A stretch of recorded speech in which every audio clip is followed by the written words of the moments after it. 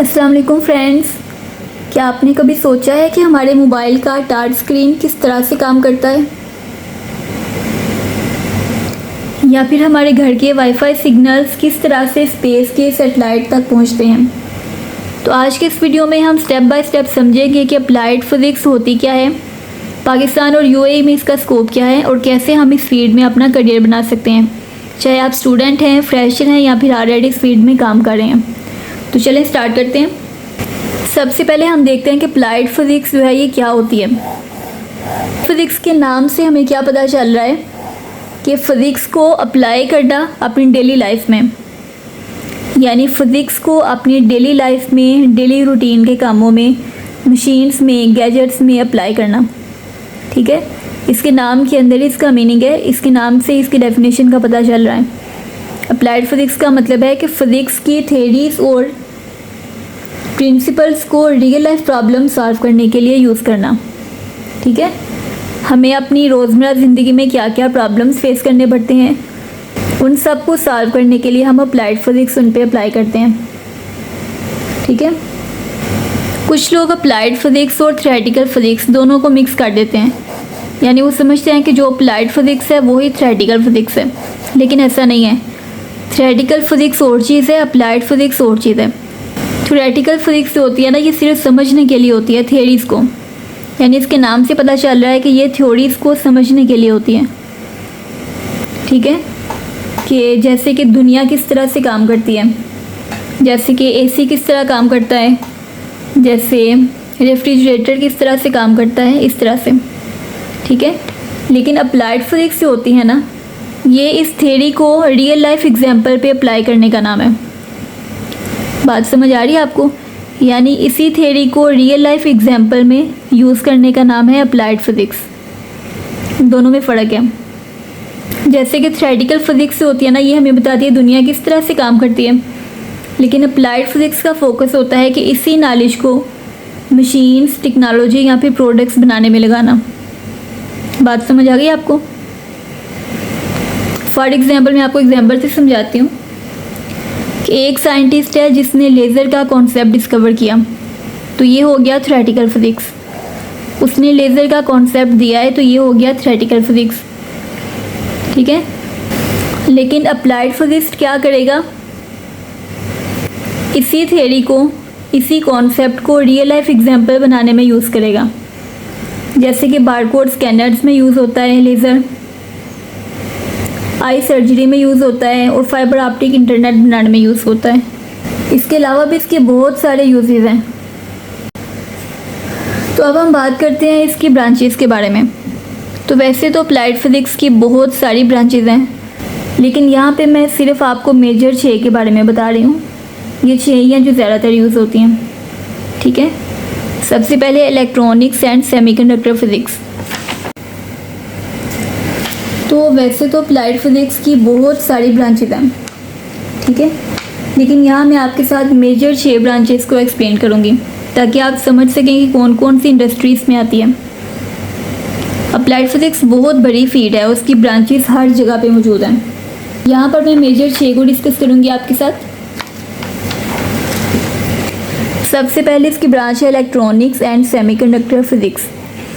Electronics के नाम से पता चल रहा है कि ये जो इंडस्ट्री है इसमें इलेक्ट्रॉनिक गैजेट्स आते हैं। ठीक है, इसके फील्ड में माइक्रोचिप्स आएंगे, लैपटॉप्स आएंगे, फ़ोन्स आएंगे। ठीक है, यानी डिजिटल टेक्नोलॉजी सबके अंदर आएगी इलेक्ट्रॉनिक्स और सेमीकंडक्टर फिज़िक्स में। सेकेंड वन इसकी ब्रांच है ऑप्टिक्स एंड फोटोनिक्स। तो ऑप्टिक्स और फोटोनिक्स के फील्ड में, ऑप्टिक्स का जैसे कि आपको पता है कि जो रिलेशन है वो हमारी साइड से है, नज़र से। ठीक है, तो ऑप्टिक्स और फोटोनिक्स के अंदर क्या आएगा, इस फील्ड में आएंगे फाइबर ऑप्टिक्स वगैरह, लेज़र्स आएंगे और कैमरास आएंगे। ठीक है, इस ब्रांच के अंदर हम ये चीज़ें पढ़ेंगे। नेक्स्ट वन है मेडिकल फ़िज़िक्स। तो मेडिकल फ़िज़िक्स के फील्ड में ये डिफरेंट हॉस्पिटल की चीज़ों के बारे में, तो मेडिकल फ़िज़िक्स के फील्ड में ये मेडिसिन की डिफरेंट चीज़ों के बारे में हम पढ़ेंगे, जैसे कि रेडिएशन थेरेपी, एमआरआई मशीन्स के बारे में पढ़ेंगे और एक्सरेज के बारे में। ठीक है, यानी मेडिकल फिजिक्स के फील्ड में ये रेडिएशन थेरेपी MRI मशीन्स और एक्सरे में यूज़ होती है। समझ आ गई बात की। फोर्थ वन है एनर्जी फिजिक्स। इसके नाम से पता चल रहा है कि ये किससे रिलेटेड है, एनर्जी के बारे में। ठीक है, एनर्जी फिजिक्स के फील्ड में ये सोलर पैनल्स, न्यूक्लियर फिजिक्स और विंड टर्बाइंस में यूज़ होती है। ठीक है, और भी बहुत सारी चीज़ों में यूज़ होती है ये, लेकिन मैं आपको मेजर 2 3 बता रही हूँ। ठीक है, ताकि आपकी नज़र में रहें, आपको याद रहें। नेक्स्ट वन है मटेरियल साइंस। तो मटेरियल साइंस के फील्ड में ये बुलेट प्रूफ ग्लास बनाने में यूज़ होती है और सुपर कंडक्टर्स वगैरह में यूज़ होती है। ठीक है, यानी मटेरियल्स बनाने में यूज़ होती है। एरोस्पेस के नाम से क्या पता चल रहा है कि ये स्पेस से रिलेटेड है। ठीक है, तो इसके फील्ड में ये रॉकेट्स, सैटेलाइट्स और ड्रोन्स वगैरह में यूज़ होती हैं। चीज़ें जो स्पेस में यूज़ होती हैं उन सबको हम इस ब्रांच के अंदर पढ़ेंगे, यानी एरोस्पेस फिजिक्स के अंदर। समझ आ गई बात की। तो अब मैं आपको एक क्लियर आइडिया देती हूँ कि किस कंट्री में इसकी क्या अपॉर्चुनिटीज़ हैं और क्या सैलरी मिल सकती है। यानी अगर तो आपने अप्लाइड फिजिक्स पढ़ी है तो आपको किस कंट्री में क्या जॉब मिल सकती है। तो मैं आपको बेसिकली 2 ही कंट्रीज़ के बारे में अभी बताऊंगी, एक पाकिस्तान और दूसरा UAE। तो सबसे पहले हम पाकिस्तान के बारे में डिस्कस करेंगे कि पाकिस्तान में अप्लाइड फिजिक्स पढ़ने के बाद आप किस किस फील्ड में जा सकते हैं। ठीक है, तो अप्लाइड फिजिक्स पढ़ने के बाद पाकिस्तान में आप R&D लैब्स में जा सकते हैं एज नेस्कॉन और स्पार्को कंपनीज़। ठीक है, R&D लैब्स के अंदर आप जा सकते हैं, जैसे कि नेस्कॉन कंपनी हो गई और स्पार्को कंपनीज़ हो गई। ठीक है, इन कंपनीज़ के अंदर आप जा सकते हैं। यानी आप अप्लाई कहाँ कहाँ कर सकते हैं, मैं ये आपको बता रही हूँ। आप हॉस्पिटल्स में जा सकते हैं एज अ मेडिकल फिजिस्ट। ठीक है, आप इस जॉब के लिए भी अप्लाई कर सकते हैं। थर्ड वन, आप इसमें जा सकते हैं मैन्युफैक्चरिंग इंडस्ट्री में, जैसे कि टेक्सटाइल हो गई, इलेक्ट्रॉनिक्स हो गई। ठीक है, तो पाकिस्तान के अंदर आप इन तीनों फील्ड्स के अंदर जा सकते हैं। R&D लैब्स के अंदर जा सकते हैं, हॉस्पिटल्स के अंदर जा सकते हैं और मैन्युफैक्चरिंग इंडस्ट्री के अंदर जा सकते हैं। ठीक है, अब बात करते हैं सैलरीज़ की। तो इनमें से किसी भी फील्ड के अंदर आप जाते हैं तो एज अ फ्रेशर आपकी सैलरी होगी 50,000 से लेके 1,20,000 के दरमियान। फ्रेशर हम कहते हैं जिसके पास कोई एक्सपीरियंस नहीं होता, जिसने पहले कोई जॉब नहीं की होती। ठीक है, तो एज अ फ्रेशर आपकी सैलरी होगी 50,000 से लेके 1,20,000 के दरमियान। लेकिन अगर आप एक्सपीरियंसड हैं, आपके पास एक्सपीरियंस है 1 या 2 साल का, ठीक है, या फिर इससे भी ज़्यादा, तो आपकी सैलरी कितनी 2 लाख से ज़्यादा होगी। ठीक है, एक्सपीरियंस के साथ आप जाएंगे तो आपकी सैलरी 2 लाख से ज़्यादा होगी। और अगर आप एज अ फ्रेशर जाएंगे तो आपकी सैलरी 50,000 से लेके 1,20,000 के दरमियान होगी। बात समझ आ रही है आपको। तो अब हम बात कर लेते हैं UAE के अंदर इसकी सैलरीज़ के बारे में। ठीक है, तो अप्लाइड फिजिक्स पढ़ने के बाद अगर तो आप UAE के अंदर आते हैं जॉब के लिए, तो यहाँ पे आके आप किस किस फील्ड में जा सकते हैं। सबसे पहले आप ऑयल एंड गैस फील्ड में जा सकते हैं, जैसे कि एडनॉक कंपनी वगैरह। इसमें आप इंस्ट्रूमेंटल इंजीनियर के तौर पे ज्वाइन कर सकते हैं। ठीक है, ऑयल एंड गैस कंपनीज़ के अंदर आप जा सकते हैं एडनॉक वगैरह में एज ए इंस्ट्रूमेंटल इंजीनियर। ठीक है, इसके अलावा भी बहुत सारी कंपनीज़ हैं, लेकिन ये बहुत अच्छी कंपनी है यहाँ पे एडनॉक। सेकेंड वन, आप इसमें अप्लाई कर सकते हैं एरोस्पेस में। ठीक है, एडनॉक में भी आप अप्लाई कर सकते हैं as a oil and gas companies में एज अ इंस्ट्रूमेंटल इंजीनियर, और एरोस्पेस में भी आप अप्लाई कर सकते हैं एज अ स्ट्रेटा मैन्युफैक्चरिंग। ठीक है, एरोस्पेस अगेन मैं आपको बता रही हूँ ये रॉकेट्स के मुतलिक है। इसमें हम रॉकेट्स के बारे में पढ़ते हैं, सैटेलाइट्स के बारे में पढ़ते हैं, ड्रोन्स वगैरह के बारे में पढ़ते हैं। ठीक है, तो ये चीज़ें आ जाएंगी एरोस्पेस में। आप इन कंपनीज़ में अप्लाई कर सकते हैं as a strata manufacturing. Third one है, आप अप्लाई कर सकते हैं रीन्यूएबल एनर्जी में। ठीक है, आप रीन्यूएबल एनर्जी में भी अप्लाई कर सकते हैं, जैसे कि मस्तर ऑर्गेनाइजेशन वगैरह। मस्तर एक बहुत बड़ी ऑर्गेनाइजेशन है UAE में, तो आप मस्तर जैसी ऑर्गेनाइजेशंस में भी अप्लाई कर सकते हैं एज अ रीन्यूएबल एनर्जी में। ठीक है, फोर्थ वन है हेल्थ केयर, आप हेल्थ केयर में भी जा सकते हैं। ठीक है, चारों ऑप्शन थे आपके पास। अगर हम सैलरीज़ की बात करें तो जब आप यहाँ एज अ फ्रेशर आते हैं तो यहाँ पर आपकी सैलरी स्टार्टिंग में होती है 8,000 से लेके 15,000 दिरहम के दरमियान। ये मंथली सैलरी की मैं बात कर रही हूँ, ये सैलरी आपकी मंथली होगी। ठीक है, यानी 8,000 से 15,000 दिरहम के दरमियान। और यही अगर आप एक्सपीरियंस के साथ आते हैं, यानी आपके पास 1, 2, 3 या फिर इससे ज़्यादा साल का एक्सपीरियंस है, तो तब आपकी सैलरी कितनी होगी? 30,000 दिरहम प्लस होगी। ठीक है, 30,000 दिरहम प्लस होगी, मंथली सैलरी की बात कर रही हूँ जी। तो बाकी सारी चीज़ें तो हमने पढ़ ली। अब हम आते हैं कि हम अप्लाइड फिजिक्स बन कैसे सकते हैं, यानी अप्लाइड फिजिक्स पढ़ने के बाद हम अप्लाइड फिजिक्स किस तरह से बन सकते हैं। ठीक है, तो उसके लिए मैं आपको स्टेप बाय स्टेप आपको 6 स्टेप बताऊंगी। स्टेप बाय स्टेप मैं आपको गाइड करूंगी किस तरीके से आप इनको फॉलो करेंगे तो आपको बहुत अच्छी जॉब यहाँ पे मिल जाएगी।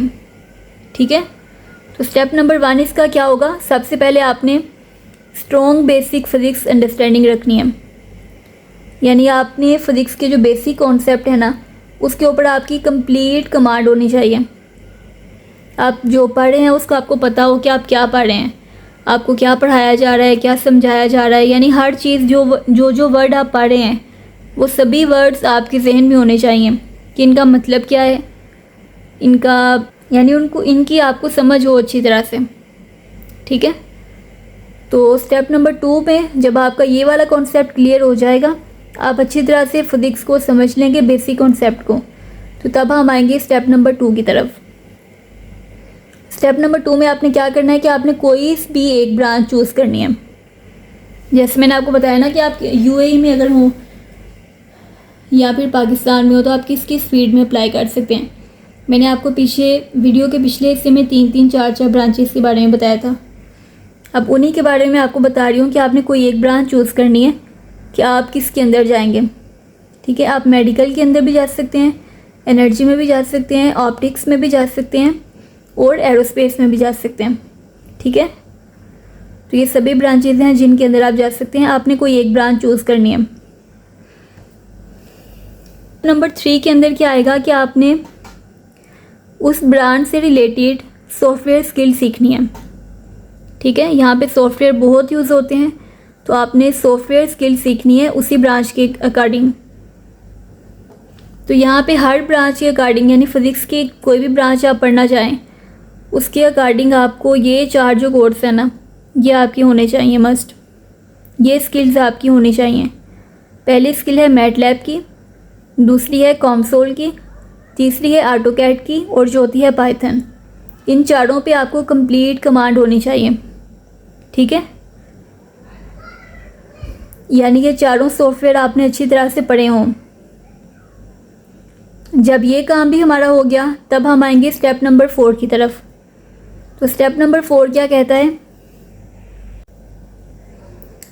स्टेप नंबर 4 के अंदर आपने क्या करना है कि आपने इंटर्नशिप या फिर एंट्री लेवल जॉब ढूंढनी है। यहाँ पे डायरेक्टली आपने हाईली जॉब के अंदर नहीं जाना। आपने ये नहीं कहना कि मुझे शुरू में ही बहुत अच्छी जॉब यहाँ पे मिल जाए। ठीक है, शुरू में आपने क्या करना है, आपने इंटर्नशिप या फिर एंट्री लेवल जॉब के अंदर जाना है। वो किन जगहों पे आपने जाना है? आपने किसी भी लैब के अंदर जाना है या फिर किसी इंडस्ट्री के अंदर जाना है। ठीक है, लैब या इंडस्ट्री के अंदर आपने इंटर्नशिप या फिर एंट्री लेवल जॉब करनी है स्टार्टिंग में। ठीक है, अब इस जॉब को कंटिन्यू करते हुए इस जॉब के साथ साथ आपने स्टेप नंबर 5 करना है, यानी आपने अपने सर्टिफिकेट्स कंप्लीट करने हैं। ठीक है, यानी जॉब तो ये आपकी चल रही होगी, इंटर्नशिप या फिर एंट्री लेवल जॉब आपकी चल रही होगी, उसके साथ साथ आपने ये 3-4 कोर्सेज हैं जो आपने करने हैं। इनमें पहला है रीन्यूएबल एनर्जी का कोर्स। इसका आपने सर्टिफिकेट लेना है, घर बैठे ही मिल जाएगा, यानी घर बैठे आप ऑनलाइन क्लासेस लेंगे तो इसका सर्टिफिकेट आपको घर बैठे मिल जाएगा। रीन्यूएबल एनर्जी का आपने सर्टिफिकेट लेना है, या फिर आपने डाटा एनालिसिस का लेना है, या फिर आपने मटेरियल टेस्टिंग का लेना है। इन तीनों में से कोई एक सर्टिफिकेट आपके पास लाजमी होना चाहिए। समझ आ रही है आपको बात की? अब जब सर्टिफिकेट्स भी हमारे पास आ गए तो अब लास्ट में हम आएंगे स्टेप नंबर 6 की तरफ। अब आपने हाई टेक कंपनीज़ में अप्लाई करना है, ठीक है। यानी ये जॉब तो आप कर रहे हैं, इस जॉब के दौरान ही आपने इनमें से कोई एक सर्टिफिकेट लेना है। ये जॉब करते हुए आपको 6-7 मंथ हो जाएंगे, उसके अंदर ही सर्टिफिकेट भी आपका क्लियर हो जाएगा। उसके बाद आपने क्या करना है, आपने हाई टेक कंपनीज़ में जॉब के लिए अप्लाई करना है। यानी जो यहाँ पर बड़ी बड़ी कंपनीज़ हैं, बहुत बड़ी बड़ी ऑर्गेनाइजेशंस हैं, उनके अंदर आपने जॉब के लिए अप्लाई करना है, ठीक है। तो आपको इंशाल्लाह बहुत अच्छी जॉब आपको मिल जाएगी इंशाल्लाह। तो गाइस, अप्लाइड फिजिक्स सिर्फ एक सब्जेक्ट नहीं है, बल्कि ये एक ब्रिज है साइंस और रियल लाइफ टेक्नोलॉजी के दरमियान, ठीक है। चाहे आप पाकिस्तान में हैं या फिर आप यूएई में हैं या फिर आप दुनिया के किसी भी कंट्री में हैं, अगर आपके पास फिजिक्स का नॉलेज है और आप इसे प्रैक्टिकल टेक्नोलॉजी बनाने के शौकीन हैं, तो ये फील्ड आपको फ्यूचर की सबसे एक्साइटिंग करियर दे सकता है, ठीक है। फिजिक्स एक बहुत बड़ा फील्ड है। अगर आप चाहते हो कि मैं आपके लिए अप्लाइड फिजिक्स के स्पेसिफिक कोर्सेज और स्किल्स का फ्री गाइड बनाऊं, तो आप कमेंट करें और मुझे सब्सक्राइब करें। फिर मिलते हैं अगली वीडियो में एक नए टॉपिक के साथ। अपना बहुत सारा ख्याल रखिएगा। अल्लाह हाफिज़।